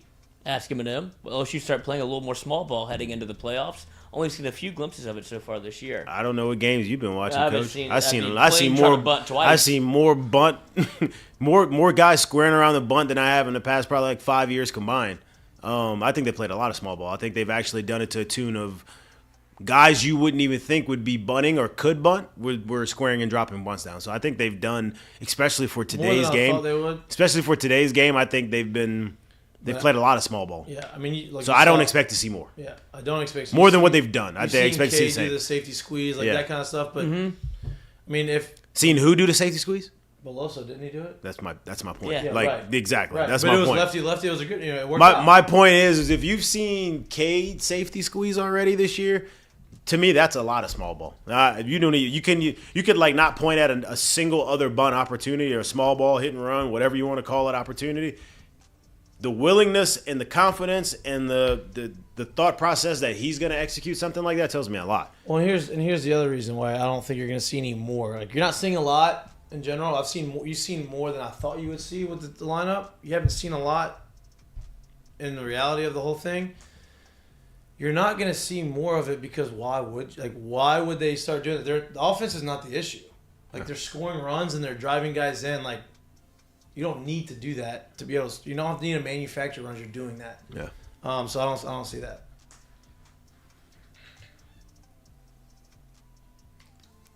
Oh, and here's another semi-throwback from Gulf South. Ask Eminem, was it odd to have a player coaching first base after the base coach got ejected, or is that normal? I mean, I know the answer. You had Jerry over there. We used to have. I used to be a player. It used to be a grad assistant. yeah, grad or undergrad assistant. assistant. Yeah. But in pro ball, in minor league ball, AAA, you usually got the player coaching first. Yeah. I would also imagine too when they go through all these inner squads in the fall, like there's probably a player coach there Yeah. too. So it's probably pretty normal for them, honestly. You Because trust you're not gonna just stand chief out there for 18 innings straight. Like that's just not gonna happen. His back's probably not gonna what's hold the guy up. on first base going to tell you? Go or don't.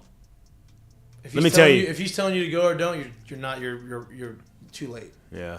Well, no, I'm just saying if you see this one, you're No, like, no, I'm not if- even if thinking. you're- yeah, if you're I know. looking for that one, first then- base coach tells you to go. Yeah. No. Everybody sees the arm wave, like they But the give it. first base Yeah, coach but you isn't should waiting already to know go. off the No, bat. I Like know, I'm I- gonna get it. 100%. My point is whoever's coaching first, like your job actually in that box is so irrelevant that it's not even fun. All you're doing is timing the pitcher, right? I hope you bring something else to the team other than being able to stopwatch the time to the Back. time that you got to be able to do something. Yeah, else. like even if you're saying back, like say it to say Bag's it. too late. But if you're if you're first base coach, yeah, you take the time, like stopwatch time, and help with the signs. That's what I was about to say. Signs. That's it. Yeah.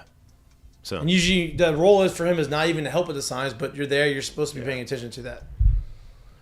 All right, last one up from Twitter. Do you think that LSU goes forward with? Do you think that LSU will go with a whole staff approach on Sundays? Just look for multiple guys to go give you 2 or 3 innings. Stephen Miller again. You want to start with that? I think the answer to that is no. I think that's more so the midweek approach. I think you're going to need to find someone who can give you 3 to 5 to 6 innings on Sunday as well. They don't have to be great innings, but they need to be competitive. They need to be able to fill the strike zone up. Maybe they get hit around. Maybe you still got to score 7 or 8. but they need to give you a chance to win.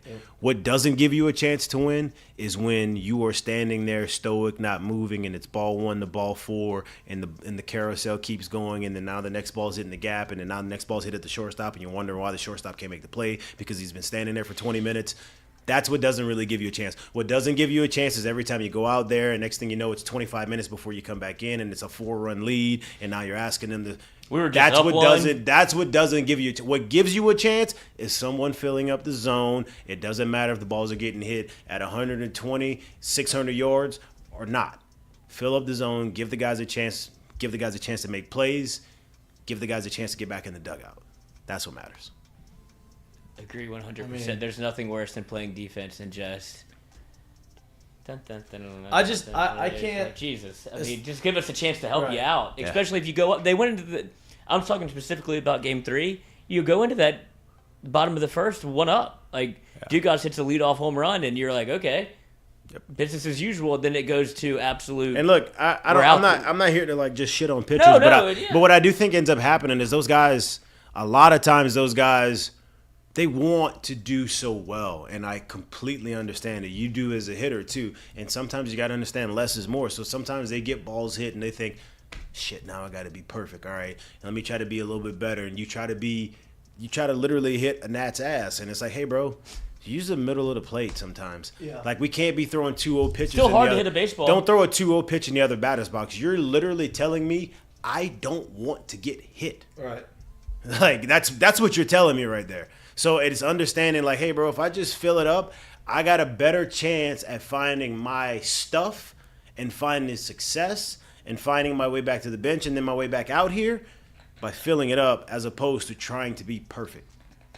I think the 2 or 3 inning thing on Sunday is on the table, but I don't think that's what Jay wants. Yeah. No. Right? I think that's last resort. I think that's literally like like you said, last resort. I don't have it. No one stepped up. Yeah. This is what I have to do. Yeah. As soon as I see trouble, I'm going to someone else. He wants the guy to be able to at least give him 4, at least pitch into the 5th. But the thing about that is, and that's why we talked about him earlier. Like, you can't have Ty just losing it or whoever throws on Saturday. I still think it's gonna be Ty. I'm just saying. If something else if he were to make another move, you can't have Ty just losing it because now I can't do that on Sunday. Because I've burned guys on Saturday because I had to throw guys earlier. What's crazy to think is Ty actually had probably one of his better outings until it was he was heading to have, and I'm not saying he was going to throw as long, but he was heading to have a better outing and he had a no miss.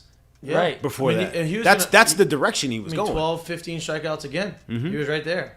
And so like he just needs to figure out, okay, when I go wrong, how do I get it back right? Exactly. Right, and that's it. How do I minimize that inning? Because it's always one inning. Yeah.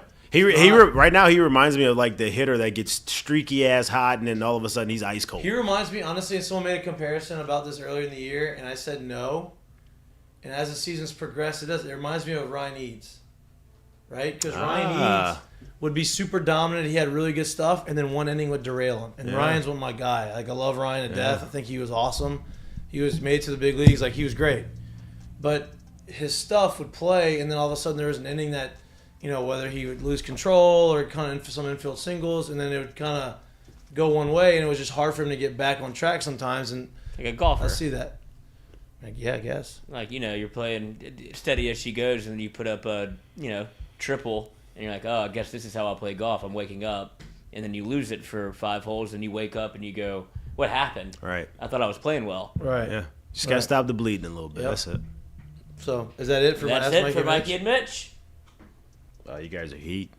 You guys are firm. Appreciate y'all with the questions. A lot of people asking for merch, sweatpants, new We're working on it. Sweatpants in the summer? I think people just like to wake up in the morning and just toss them on. Go get the mail. I'm telling you, we're gonna have something. We're gonna have something on. We're gonna have something on the website to where y'all can go and buy some merch. I'm gonna get that set up this week. All right. Let's do. Let's get to our seggies. Mistake of the day is brought to you by our friends down at Dozy Place. I have a mistake of the day. You do not? I do. Oh, yes. Courtesy of Kirk in the chat. I'd imagine he lives in Alabama, but he got a very Texas A&M email from Auburn who has painted a picture of their win over LSU, and it's up for sale now. So, if you're wondering how much it meant to Auburn, let me read you the email that came with it. Show your passion with a panoramic wall art. Celebrate last night's win over number 1 LSU with this amazing HD panoramic print. This 2023 game photo is the perfect addition to your fan cave. It makes a great gift for your favorite Auburn baseball fan. Buy yours here. #War Eagle. Great picture. But I have one like that of LSU. It's just from literally the first game ever played. That's what I'm saying. It goes to show, and he's like, if you really look at it close, there's more purple and gold in that thing than Auburn picture, colors. Yeah, but I Stadium mean, looks I like good in that the mistake. it just reminded me a lot of Texas A&M with the Yeah. celebratory cups, and then having a painting constructed after the 8 overtime win. Whenever 7. LSU won that game probably 3 separate times, and it's just like, all right, celebrate, get your jabs in now. It's fine. See you next year. Happens. Look, enjoy it. All right, Jay. Curtain Call is brought to you by our friends down at Assured Partners. And? Me. Okay. Oh, we getting deals done or Okay, all right. done? My Close. curtain call. Well, look, I got 2 curtain calls. Look, because one of them happens to be a little outdated, but I still want to bring it up because I think it's awesome, and I guess it resurfaced recently. But my first one will be to Justin Fields. Apparently, he just went and graduated. That's awesome. Great for him. He's finished his college curriculum. That's pretty cool. Quarterback. That is great. Oh yeah. I mean, I The don't think he'll second need one. it. The second one is to have to it. something I thought was pretty cool for y'all. For those of y'all that don't know, the background story is at the University of Texas, Kevin Durant and PJ Tucker were teammates there. All right. If you don't know anything about it, Kevin Durant's mom pretty much sits courtside like every game he plays.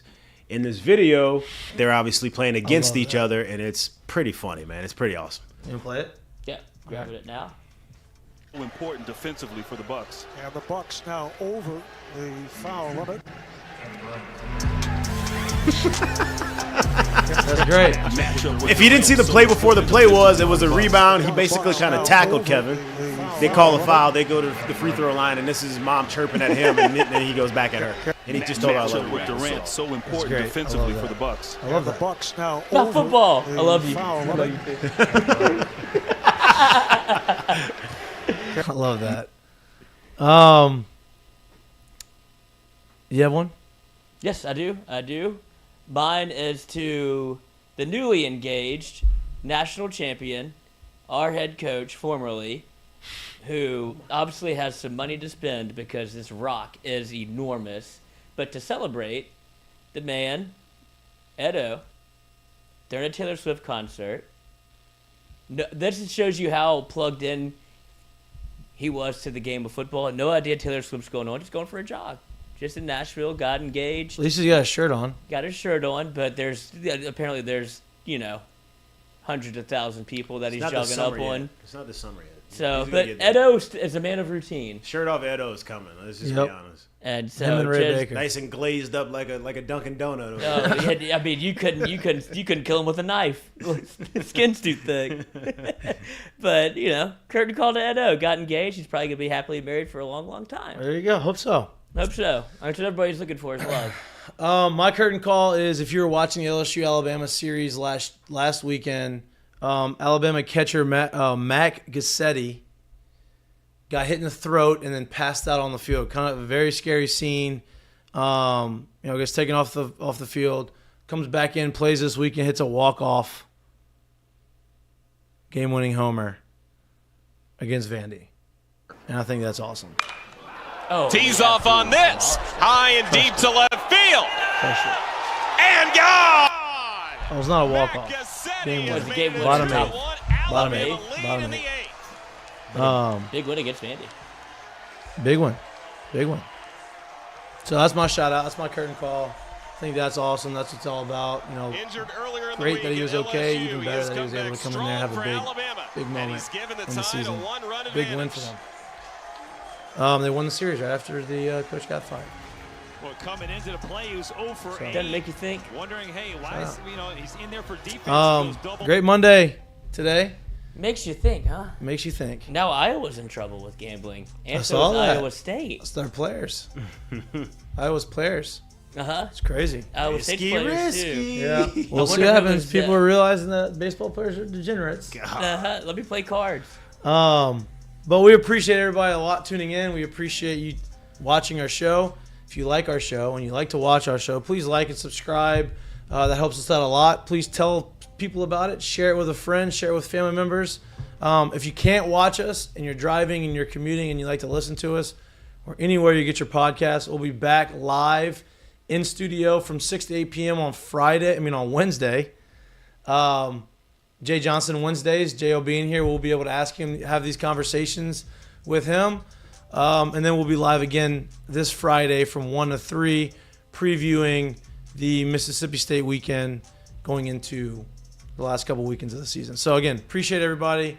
We love the support. We appreciate the support. Shout out to all of our sponsors. Enjoy the rest of your Monday. We'll see you on Wednesday. No starter announced for tomorrow. See you. But if you're interested in going to the LSU midweek Northwestern game, State? LSU Northwestern State in Baton Rouge, the first 2,500 fans in attendance at Alex Block Stadium, Skip Burtman Field, will receive a free Tommy White poster. So There you go. there's a little incentive if you want to go. There you go. Enjoy No the rest of starter your night. announced. We'll see. Watch the Warriors-Lakers game tonight, 9 o'clock. I'll stay up. Stay up. Stay up with me. Stay up on the late night train. But make a pick. Warriors. I agree. I'm gonna go Warriors tonight too. I I agree. think Steph's going to go Steph on him. I feel like the Lakers have Steph been. and Clay are going to combine for 85 points. And street clothes is gonna stay at home, huh? What? I would. Well, he's due for a bad game. I would bench him Every other game. I would sit him out. Every other game. Might as well give him the day, huh? Every other game. Hey, Listen, I think in his mind he's like, got 7 of them. I only need to show up for 4. Yeah. have you seen the stat that he's never played 25 games in a row? I mean, that doesn't. No, but it's crazy, and he's coming up on 25 games. There we go. So if you're a Lakers fan, Yep. Law of averages says he's not going to be good. Scary hours. I'll be up for it. Stay up with me. Let's watch it. Enjoy the rest of your Monday. we're gonna live stream it here. Peace. Huh? No, we're not. Watch party. No, we're not. All We're the not. TVs See, are in. Turn Turn it the off. cameras off.